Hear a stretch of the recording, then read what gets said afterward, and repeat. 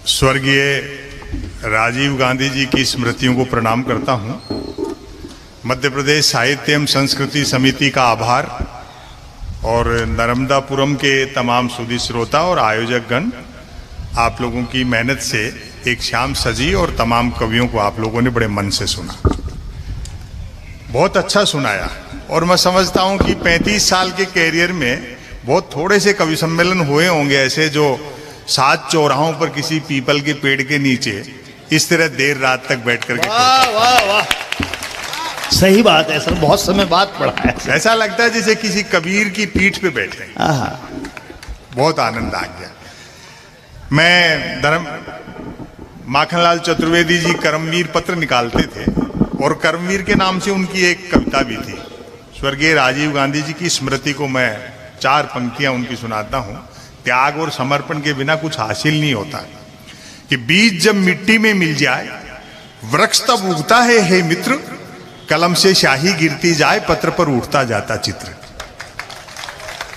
तो आज हम सोचें कि बिना त्याग और समर्पण के कुछ हासिल कर लेंगे, थोड़ा सुविधा जीवी हो गई 25-30 साल में, उस चीज का नुकसान आपकी पार्टी और सोसाइटी और देश सब भुगत रहे। तो थोड़ा हिम्मत रखिए, उत्साह रखिए, समय आता है जाता है। चुनावी राजनीति में सब चीजें कि होके मायूस ना आंगन से उखाड़ो पौधे, धूप बरसी है तो बारिश भी यहीं पर होगी। आज आपने कवि बहुत अच्छे बुलाए और मैं किसी भ्रम में नहीं हूं। अब आखिर में वही लोग बचे हैं जो या तो मुझे थोड़ा बहुत सुनना चाहते हैं, फिर जो दूसरों के साधन पर आए।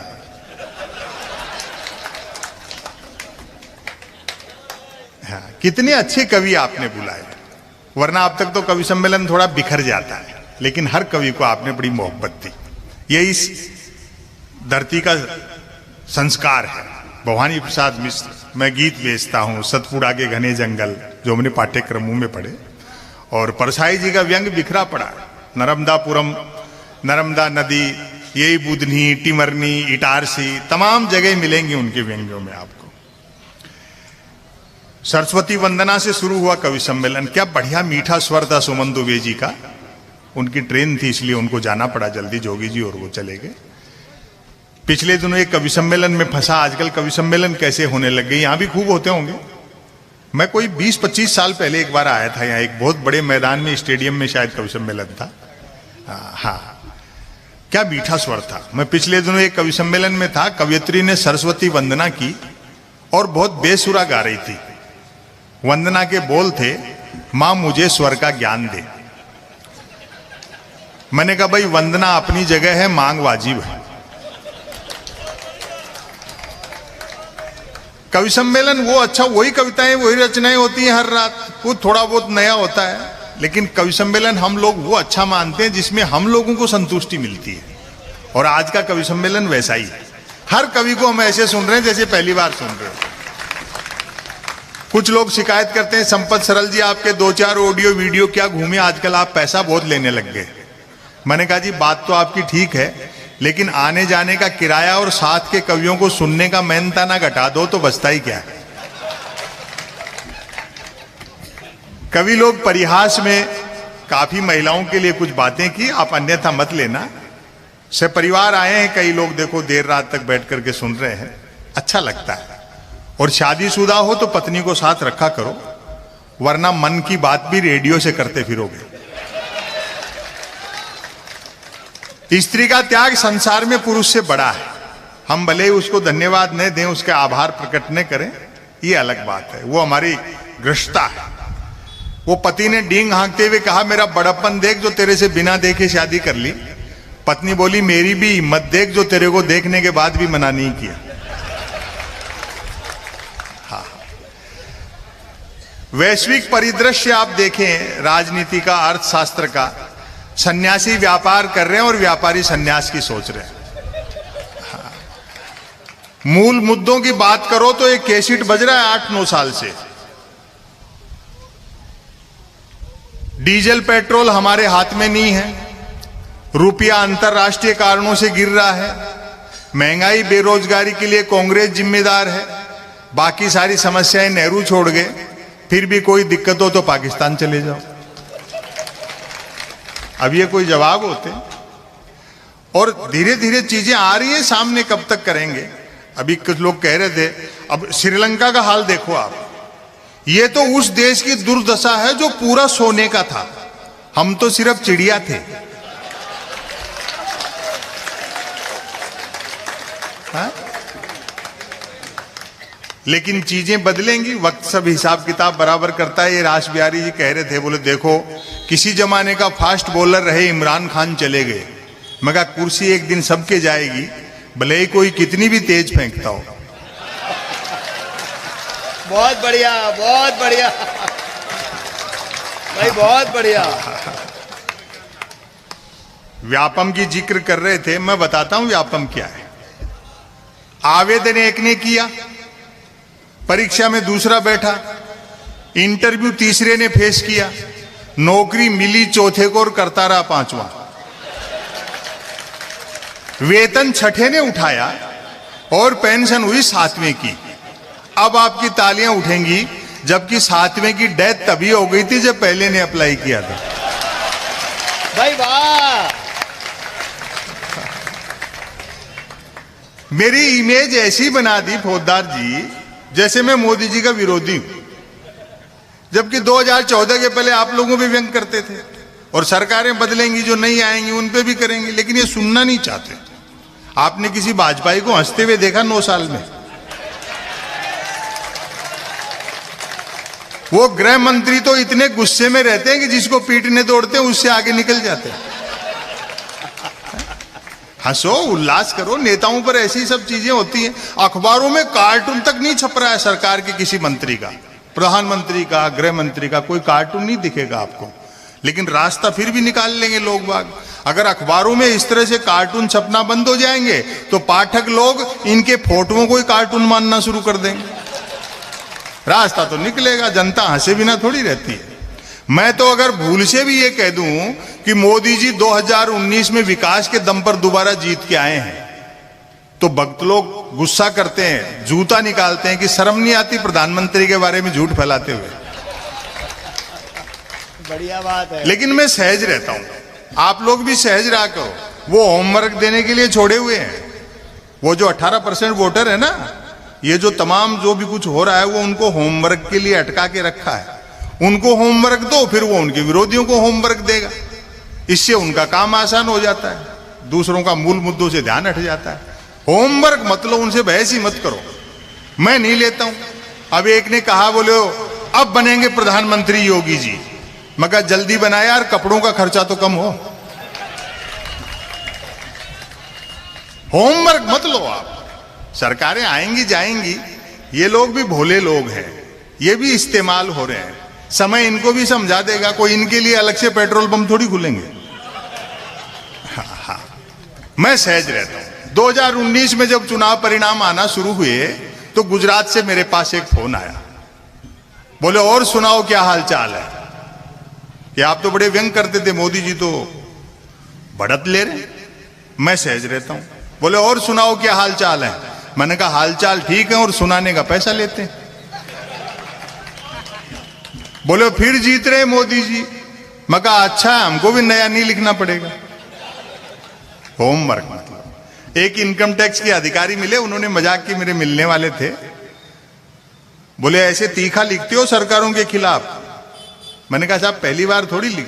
बोले नहीं नहीं बहुत तीखा लिखते हो, किसी दिन छापा वापा वाले भिजवा देंगे। मैंने कहा साहब एक हिंदी के लेखक के घर में लाइब्रेरी में गबन के नाम पर मुंशी प्रेमचंद के उपन्यास गबन के अलावा क्या मिलेगा। और अगली पंक्तियों पर आपकी दाद उठेगी, जो मैं सहज रहता हूं।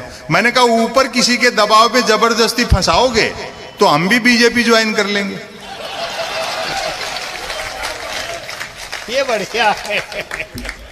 गैर भाजपाई किसी भी पार्टी का कितना भी भ्रष्ट हो, जिसको भाजपाई भ्रष्ट कहते हैं, वो जैसे ही बीजेपी ज्वाइन कर लेता है उज्जवल हो उठता है। शायद यही प्रधानमंत्री की उज्ज्वला योजना है। सारी नैतिकताएं ताक पर रख दी, यही सारे विषय हैं। तो हम तो लोग देखते हैं कि इसलिए नहीं चुनवाए तकदीर ने तिनके, कि जब बन जाए नशेमंद तो कोई आग लगा दे। वो आजादी के दीवाने इसीलिए फांसी पे झूले थे ऋग्वेद से चले थे, हनुमान चालीसा तक आ गए। कवियों ने, ऋषि मुनियों ने जो ग्रंथ खुद को ऊंचा उठाने के लिए रचे थे, वो दूसरों को नीचा दिखाने के काम आ रहे हैं। जिन नेताओं को अपने घर में, जिन सांसदों विधायकों को अपने घर में संविधान पढ़ना चाहिए, वो दूसरों के घर हनुमान चालीसा पढ़ना चाहते हैं। धर्मवीर भारती का एक नाटक है अंधायुग, उसका एक संवाद आपको सुनाता हूं। वो लागू होता है आज के देश काल वातावरण पे। युद्ध का 18वां दिन है, दोपहर बाद का समय। धृतराष्ट्र और गांधारी इंतजार कर रहे हैं संजय का कि वो आए तो खबर मिले कि दुर्योधन जीवित है या मर गया। 2 प्रहरी पहरा दे रहे हैं। अचानक सन्नाटा है और अंधकार बढ़ने लगता है। एक प्रहरी ने जो सवाल किया और जो दूसरे ने जवाब दिया, आपकी मोहब्बत मिलनी चाहिए, क्या मार्के की बात कह गए धर्मवीर भारती। अंधकार बढ़ता देख करके एक प्रहरी ने दूसरे से कहा, अचानक अंधकार कैसे बढ़ रहा है, जरा देखना तो। दूसरा प्रहरी बोला, अंधे राजा की प्रजा कहां तक देखे।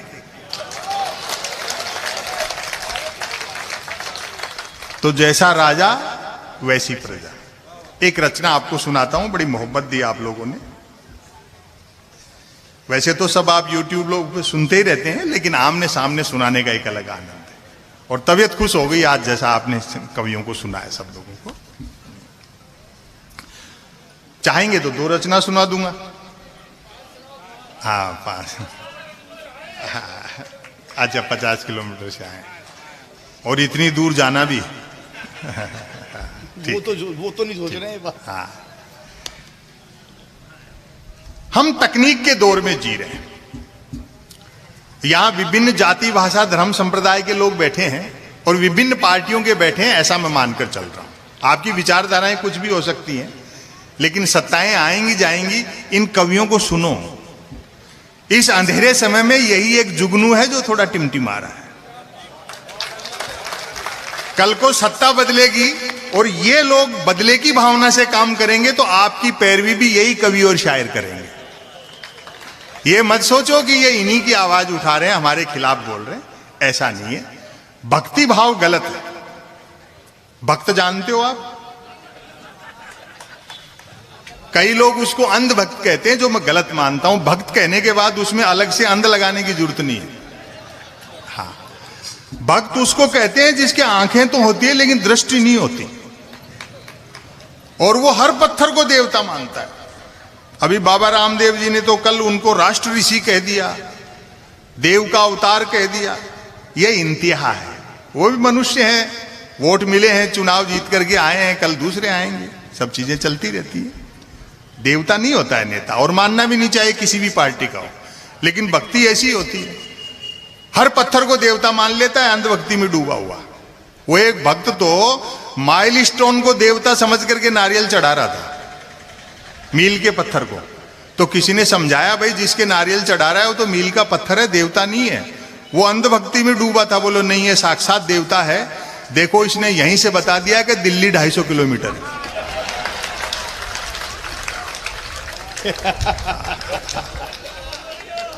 और सबसे बड़ी बात है कि इन भक्तों को उनका आराध्य जैसे समझाओ ना, वैसे समझ जाते हैं। वो ऐसे बताते हैं कि पेट्रोल महंगे होने के क्या फायदे हैं, तो वो फायदे गिनाने लग जाते हैं। पहले कृषि कानूनों के फायदे बता रहे थे, वापस ले लिए तो हटाने के फायदे बताने लग गए। ये भक्ति होती है। वो गांव में से सड़क निकल रही थी, हाईवे, तो एक ऐसे नेता थे बड़े आराध्य, उनके भगत इकट्ठे हो गए, उनको कुछ मिला नहीं। बोलो नहीं नहीं, इधर सड़क नहीं बनेगी। कल को मान लो हमारे यहां चोरी हो जाए, तो सड़क बनने से हमें चोरों के पैरों के निशान नहीं मिलेंगे। जान चली जाए, सड़क नहीं बनेगी। बात ऊपर तक पहुंची, कंपनी के लोग आए, आराध्य को बुलाया गया, उसकी सेवा पूजा हुई, उसने अपने भक्तों को समझाया। और फिर देखो कैसे समझे। भक्तों को बोला, वो आराध्य देखो तुम उल्टे घड़े की पीते हो ना, हर बार उल्टा सोचते हो। मान लो तुम किसी के यहां चोरी कर लाओ,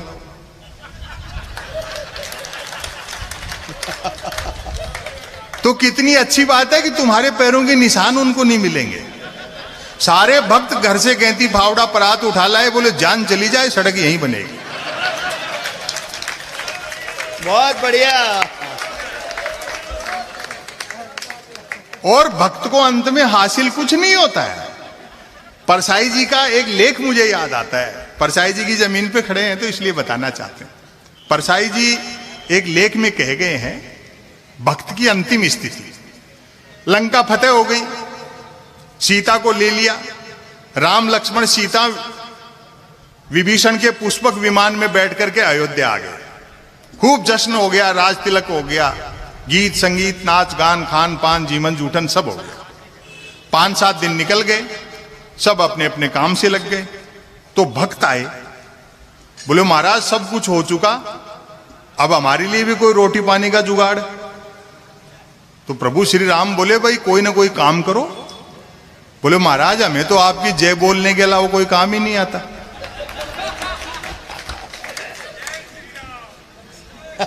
तो राम वो नहीं है। मैं तो कहता भी हूं कि राम का नाम 2 ही जगह काम आता है, पहली बार किसी से मिलने पर और आखिरी बार किसी से बिछुड़ने पर। आज आडवाणी जी के समझ में आ गया ना कि राम किसी मठ में नहीं घट में रहते। कितनी सफाई से एक भला आदमी इस्तेमाल हुआ।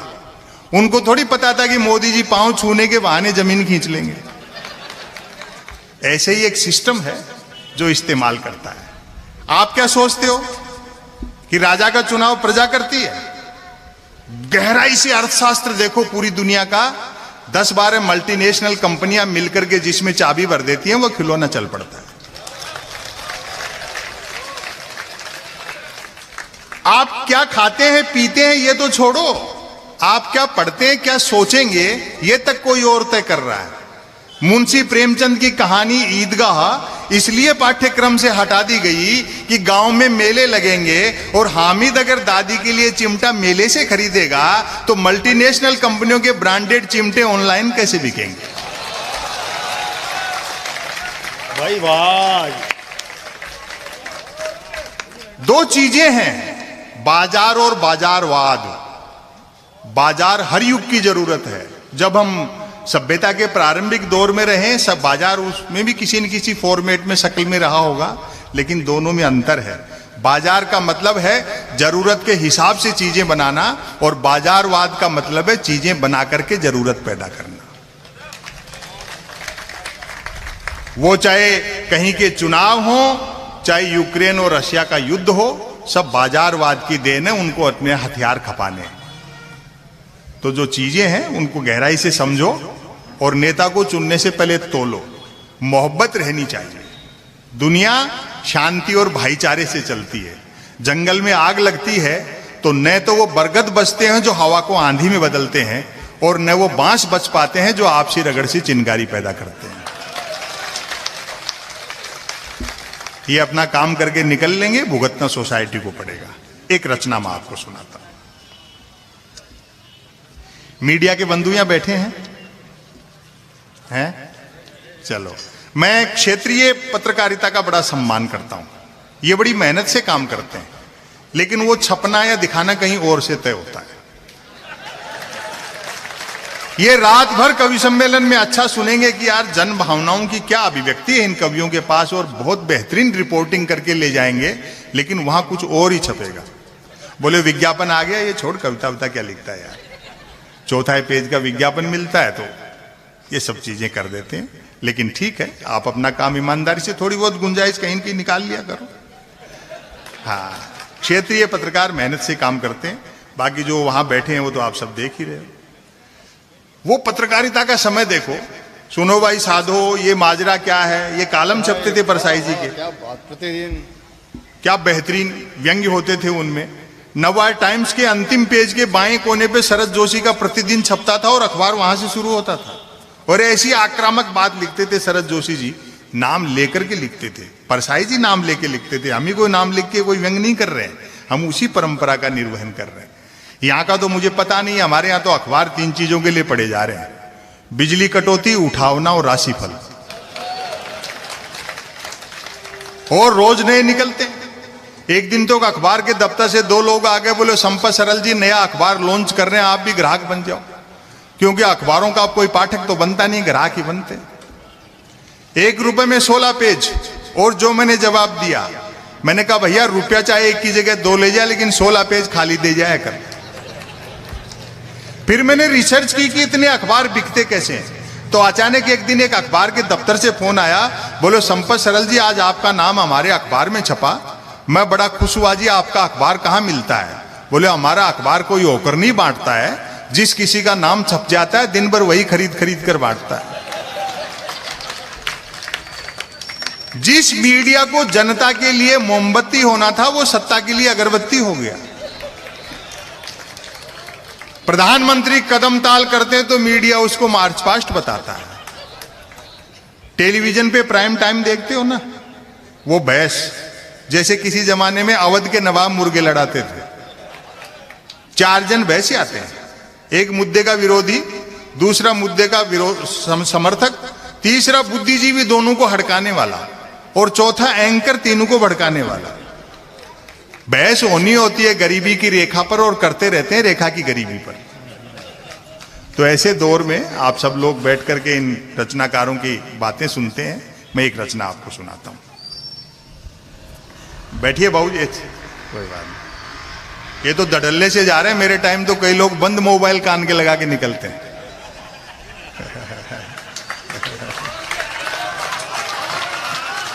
कोई बात नहीं,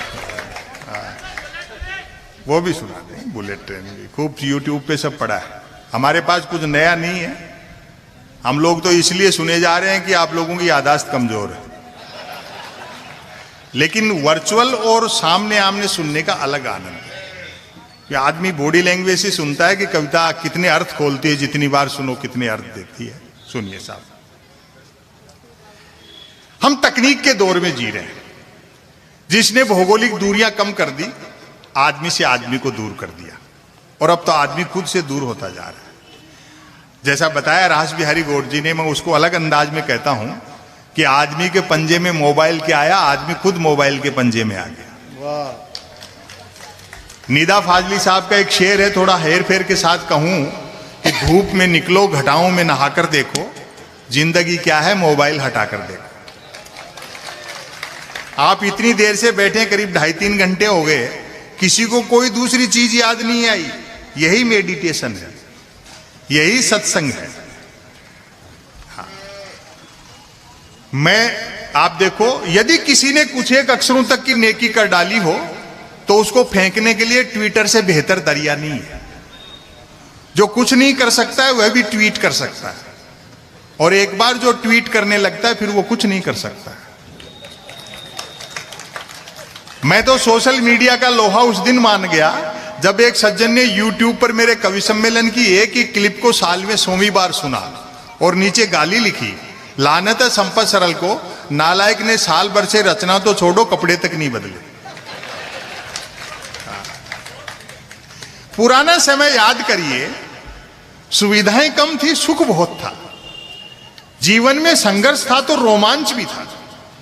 उन चीजों के लिए हमने कीमत कितनी चुका दी। ऐसा नहीं कि तरक्की नहीं हुई, 60-70 साल में हमने हासिल भी किया है, कीमत बहुत दे दी।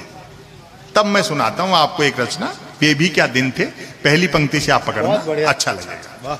अब ताली वाली की कोई जरूरत नहीं, आप बहुत अच्छा सुन रहे हो।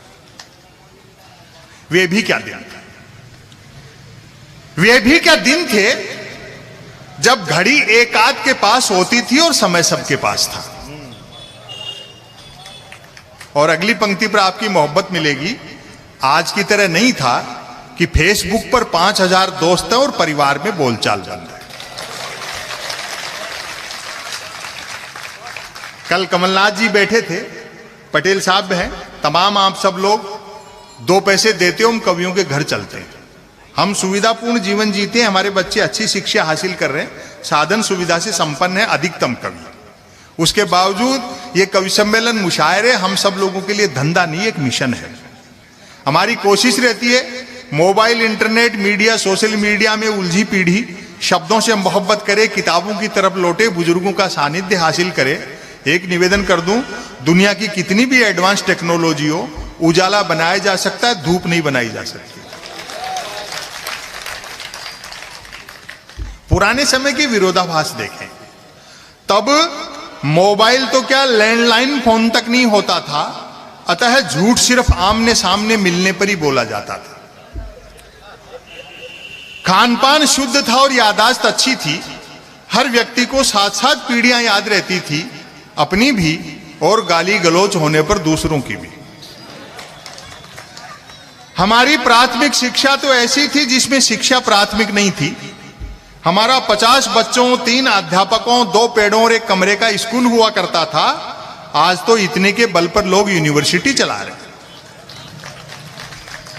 पढ़ाई लिखाई को लेकर कतई तनाव नहीं रहता था, क्योंकि हम विद्यार्थियों और अध्यापकों के बीच एक समझौता था कि सप्ताह में 3 दिन वे स्कूल नहीं आएंगे और 3 दिन हम। बोलचाल में राजस्थानी का इस्तेमाल होता था। जैसे आप अपनी मातृभाषा बोलते हैं, बोलचाल में राजस्थानी का इस्तेमाल होता था। हिंदी सिर्फ शहरों तक सीमित थी, और अगली पंक्तियों पर आपकी तालियां रोक नहीं पाओगे आप, मेरा दावा है। हिंदी सिर्फ शहरों तक सीमित थी और अंग्रेजी तो पीने के बाद ही बोली जाती थी। कई प्रकार के खेलकूद थे। अब तो बच्चे गेम के नाम पर वीडियो गेम खेलते हैं। बच्चे भी क्या करें, खो खो, कुश्ती और कबड्डी तो संसद विधानसभाओं में चले गए। बाकी खेलों को क्रिकेट ने बाउंड्री लाइन से बाहर कर रखा है। जो चैनल खोलो क्रिकेट। एक दिन तो मैं भी टाइम पास के लिए देख रहा था, तो कमेंटेटर ने बड़ी ऊंची फेंकी कि जब से धवन और कोहली ने मूछें रखी हैं तब से धुआंधार परफॉर्म कर रहे हैं। मेरे उस दिन समझ में आई कि दुनिया में महिला क्रिकेट क्यों पिछड़ा हुआ। हालांकि क्रिकेट तब भी खेला जाता था। बचपन, अपनी युवावस्था याद करें। हालांकि क्रिकेट तब भी खेला जाता था। बैट का मालिक बैटिंग करता था और बॉल का मालिक बॉलिंग। फील्डर भी यही 2 होते थे। बैट टच न होने पर फेंकी हुई गेंद फेंकने वाले को ही लानी पड़ती थी। एक ओवर कुल कितनी गेंदों का होगा, यह गेंद का मालिक तय करता था।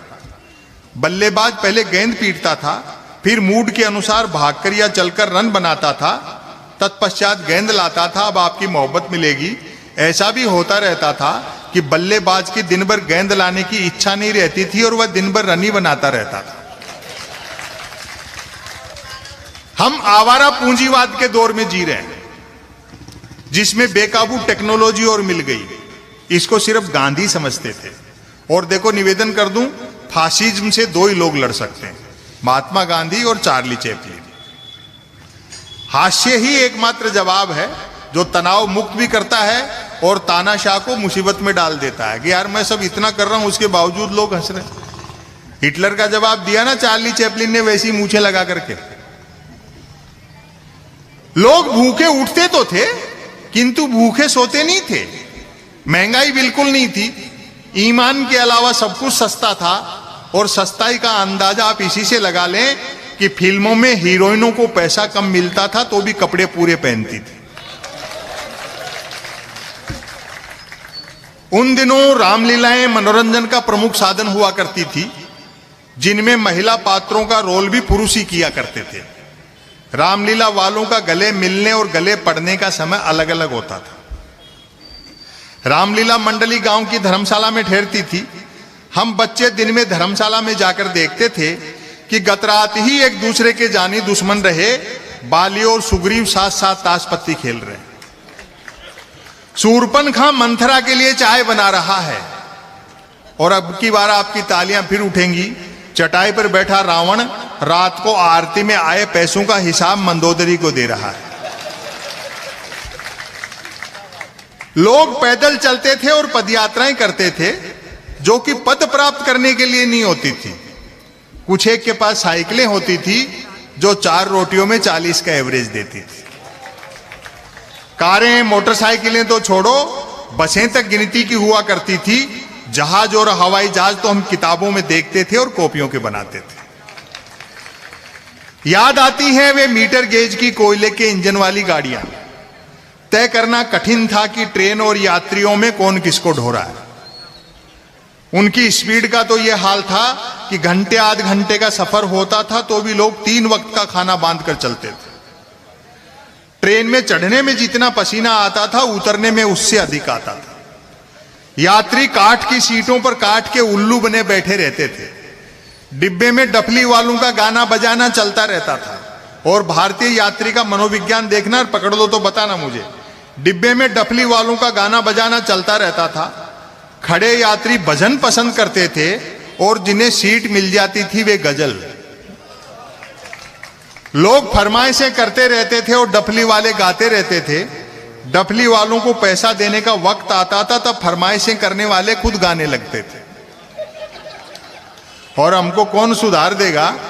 परसाई जी ने इस मामले में भी एक बहुत जोरदार लाइन कही है कि हम भारतीय काम शुरू करने से पहले सोचते हैं कि इसमें बेईमानी कहां करनी है, तब आपकी तालियां उठेंगी। क्योंकि यात्री को सामान की भी स्वयं ही रक्षा करनी होती थी, अतः खाली हाथ चढ़ते थे तो भी सामान लेकर ही उतरते थे। चिट्ठी पत्री का दौर था, एसएमएस ईमेल वाले क्या जाने पत्र लेखन का स्वाद। और हमारे बड़े शायर हैं उदय प्रताप सिंह जी, जिनका जिक्र डॉक्टर सुनील जोगी ने भी किया। उनका एक शेर है कि मोबाइलों के दौर के आशिक को क्या पता, रखते थे कैसे खत में कलेजा निकाल कर। चिट्ठी पत्री का दौर था, एसएमएस ईमेल वाले क्या जाने पत्र लेखन का स्वाद। पत्रों में व्याकरण अशुद्ध होते हुए भी आचरण शुद्ध होता था। मैंने तो स्वयं कई बार अपने पिताजी को चरण स्पर्श की जगह आशीर्वाद लिखा है। खत लिखता हूं खून से स्याही ने समझना, अर्थात प्रेम पत्र लाल स्याही से लिखकर अपने खून से लिखा बताने का रिवाज तब भी था। परिणाम भी वैसा ही निकलता था। जिन्होंने वैसे प्रेम पत्र लिख लिख कर कबूतर उड़ाए थे, आज बेचारे शादीशुदा और तोते उड़े हुए। शादी से याद आया, तब शादियों में व्यर्थ का धूम धड़ाका और दिखावा नहीं होता था।